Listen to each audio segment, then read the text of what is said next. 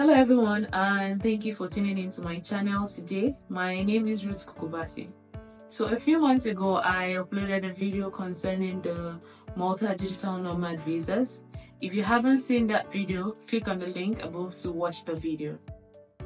So after I launched the video on the channel, I had several questions as to what next and what other options are available for residency in Malta. And it got me thinking, so I did my research, and today I'm happy to tell you that there are several options or several programs that are available to you, which in the course of this video, I'll be discussing 3 of those options. So stay tuned, guys.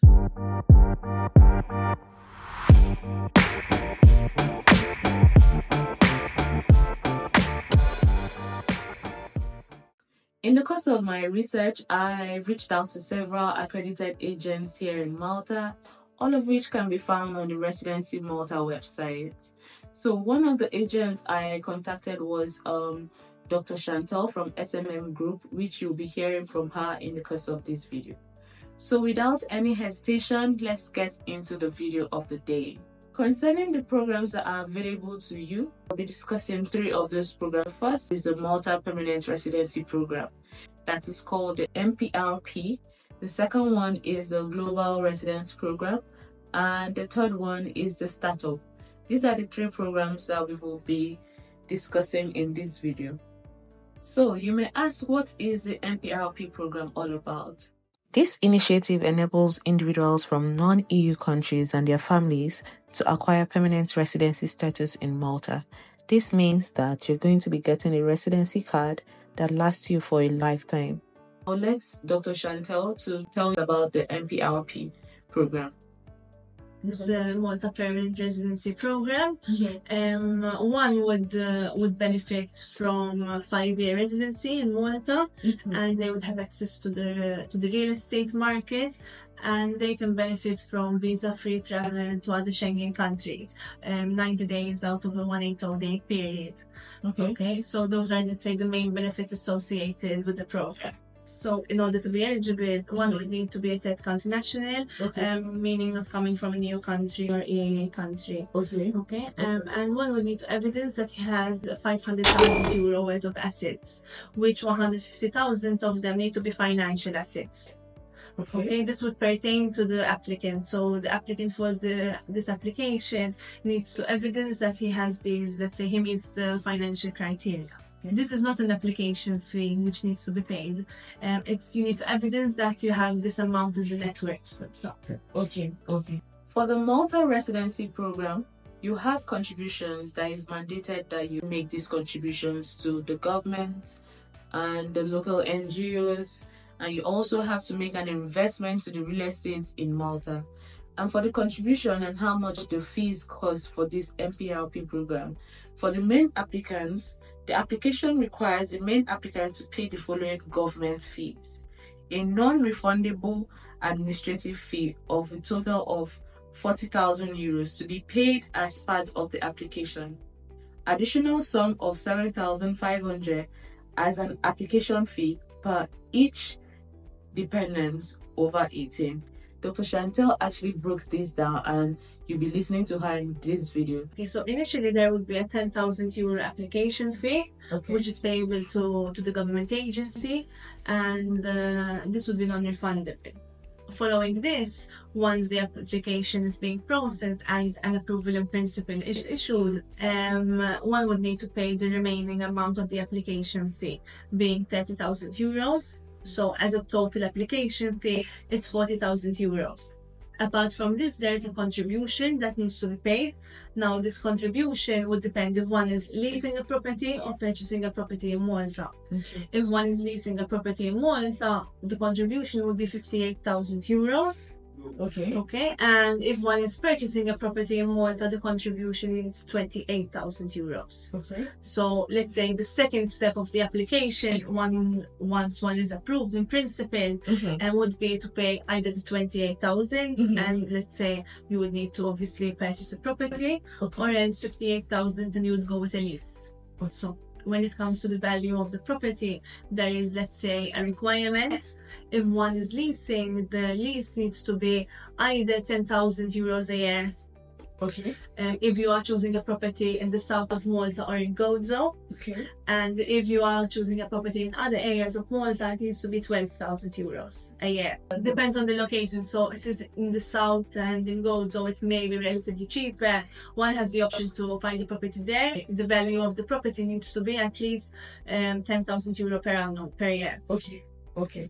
And if one is purchasing a property, there is also a value requirement. If it's in the south of Malta or in Gozo, it's 300,000 euros, the value of the property. Okay. And if it's in the other areas, it's 350,000. Okay.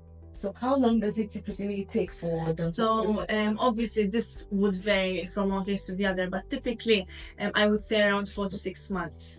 Can you tell us about the tax scheme for or incentives that are available for individuals holding this MPRP? Yes. So the MPRP particularly doesn't provide any tax benefits in Malta. Okay. But generally, when one is a Maltese resident, he would be taxed at a source and remittance basis.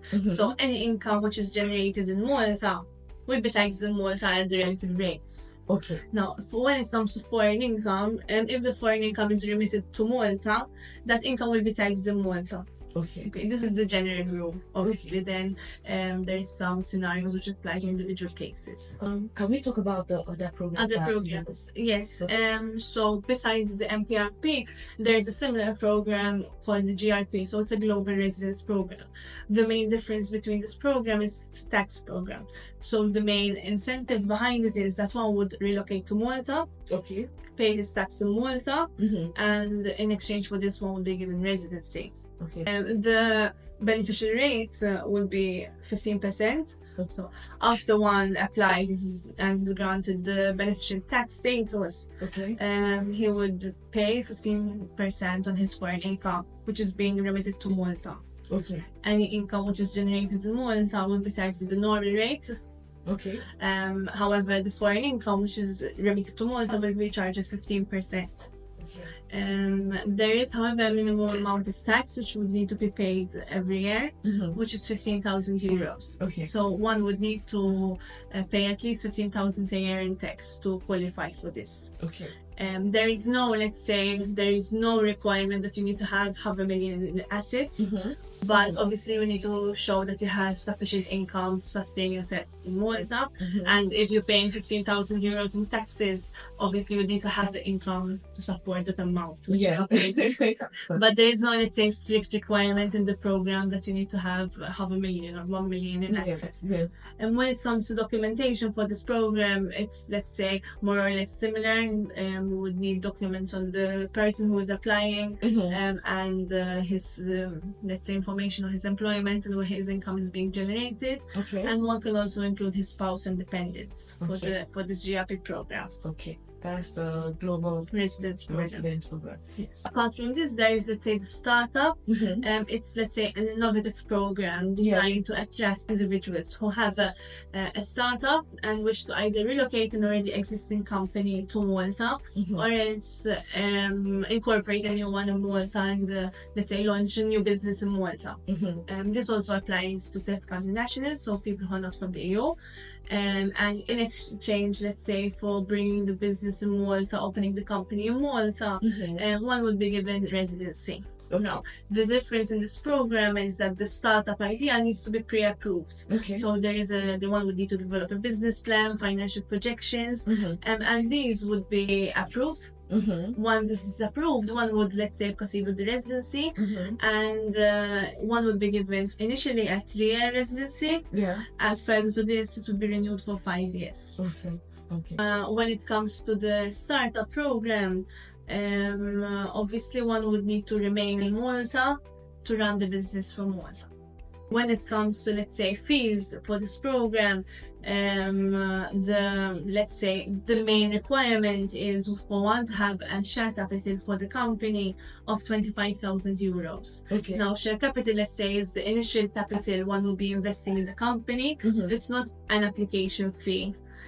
one would invest the share capital to open the company, and it would be his own, let's say, initial funds for his own company. Okay. But this would need to be evidenced that one has the 25,000 in the company. Okay. Is there a certain amount of employees that the company is supposed to have before moving? There is no fixed employees, no. Obviously, it needs to be, one would need to have a viable business plan and financial projections. It needs to be an area which is innovative. Okay. So let's say something which, for example, doesn't currently exist in the Maltese market, or already exists, but the idea is, let's say, improve than what is already here. Okay. Just to give you a generic example, if one wants to open a company as a, let's say, as a restaurant, for example, I wouldn't think this would be, let's say, eligible for the startup program. But it needs to be something, as I said, which is either doesn't exist or which is improved from the version which already exists in the Maltese market. Okay. So these are some of the programs or pathways that are available in Malta. For more information, you can always reach out to me in the comment section and I'll be more than happy to reply you. Until next time, do not forget to like, share, and also subscribe to this channel. And adios, guys. Bye.